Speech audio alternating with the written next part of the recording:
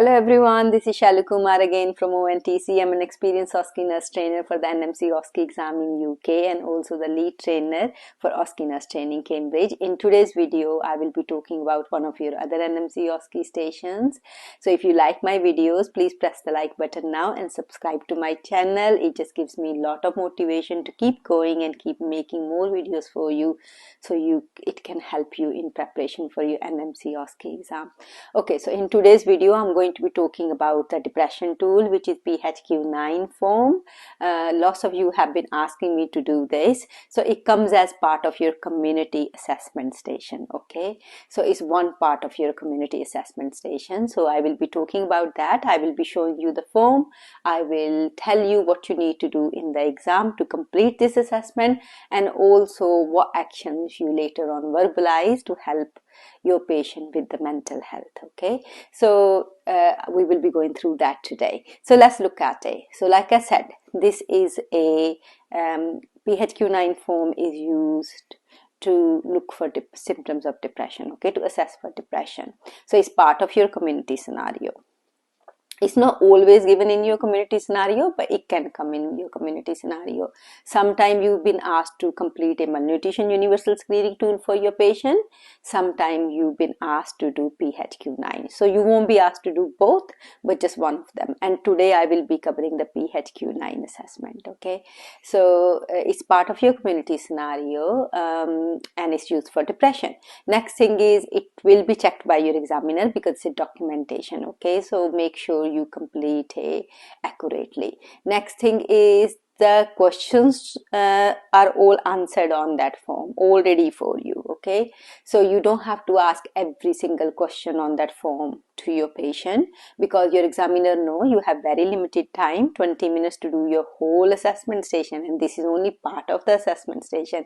So you don't have that much time. So your briefing from the examiner will be that all these questions on this PHQ9 form have, you can assume that it already been answered, and there will be circle around every question. Okay, so there will be answer for every question and be marked as a circle.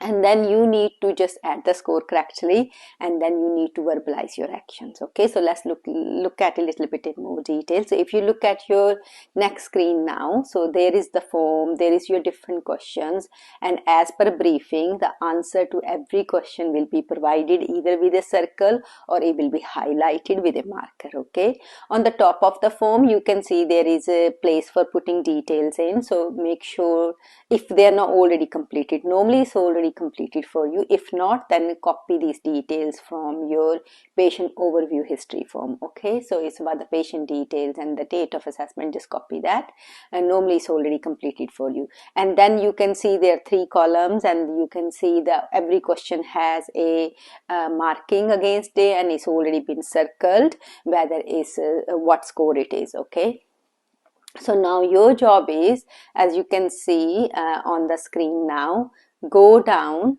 the columns and add that score accurately. Okay, so do score for column 1, add the score for column 2, add the score for column 3, and then do your total score. Okay, so like in here you can see the first column score is 4, then second one is 6, and then the last one, column 3 score is 3. So the total score, overall score is 13. Okay, so that's the first thing that you need to complete accurately, because your examiner will be checking your score.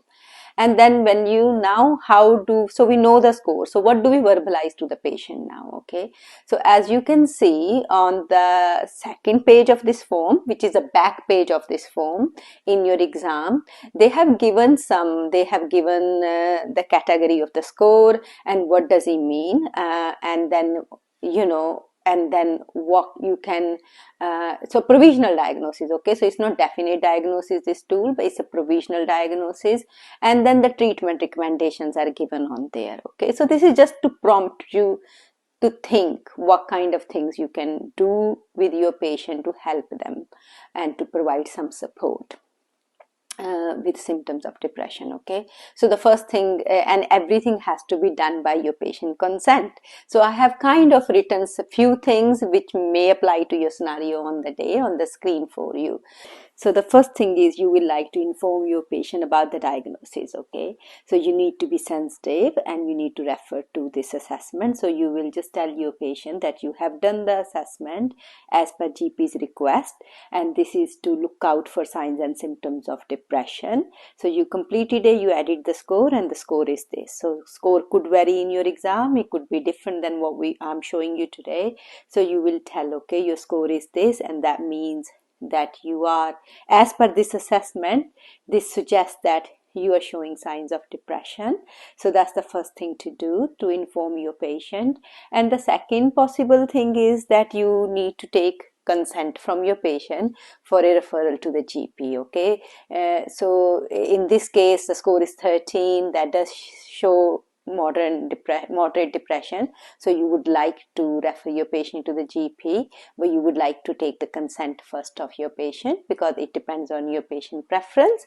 So you will ask your patient for consent and say that you would like to refer the patient to GP for further management and help, because GP may be able to prescribe psychotherapy or medication for it. Okay, so that's important to do. Next possible referral can be to the community mental health nurse, which you can do depending on your score, but you do again need to ask the consent from the patient, and with patient consent you can refer the patient to community mental health nurse.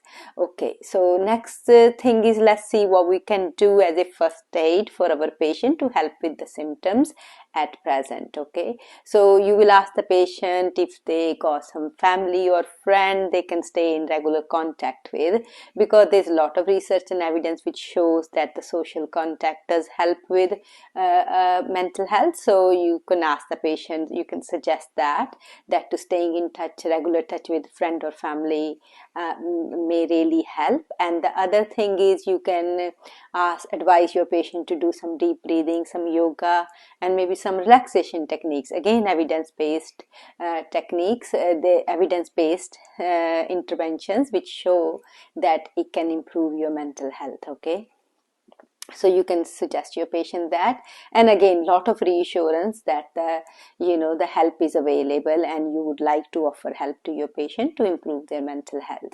So that's really important. The other thing you may advise your patient is to keep a watchful eye on the symptoms. Okay, maybe keep a diary of the symptoms. That is that if their symptoms deteriorate further, then to ring the GP straight away. Okay, not to wait for the appointment, but just ring the GP straight away. So that would really help as well, to keep an eye on the symptom, and it will also help to see if to reassess the patient later on, to look at the symptoms in the diary again. So these are some possible things you can do with your patient depending on your scenario on the day. So I hope you like the videos. And top tip wise, the thing is say, obviously you need to complete your first tip will be complete your documentation very clearly and accurately. Just because you are stressed out, you may add the score wrong. I know it's a simple scoring system, but you still need to add it correctly. So that's the one thing. And second thing is your verbalization. Okay, so your verbalization has to be correct as per your patient scenario on that day. So that's important, that you are clear with your patient, you are sensitive, and you are giving them correct information. Okay, so these are just the top tips. So I hope you like the video, and if you haven't liked it yet, please press the like button and subscribe to my channel. And you can visit us on OSCEnursetraining.com. We provide both virtual, online, and face-to-face training, and also some simple modules if you just want to do your API stations or just your skill station practice. So give us a ring if you would like to, and I will soon be back with another video for you, and bye for now.